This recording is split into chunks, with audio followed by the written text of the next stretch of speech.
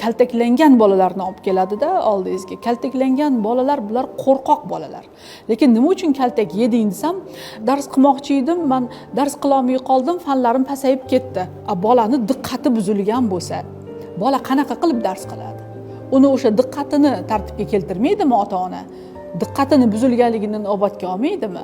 Yoki bola juda qattiq qo'rqqan, IQsi, aqliy intellekti pasayib ketadi bolalarni. Qo'rqqanidan yoki qattiq siqilganidan yoki o'sha maktabdagi bulinglar, tazyiqlar, zo'ravonliklar natijasida bola o'rnini topa olmayapti-da, yana uydan ham xuddi shunaqangi tazyiqqa ichida bola.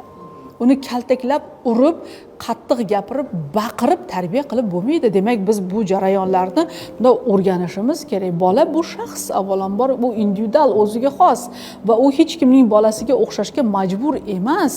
U o'xsha olmaydi ham men o'xshayman degani bilan. Chunki uni dunyoga keltirgan ota-ona, ota-onani dunyo qarashi, ota-onani o'sha natijasi bolada aslida. Endi ota-ona qanaqa bo'lsa, kechirasiz, bola ham shunaqa bo'ladi-ku.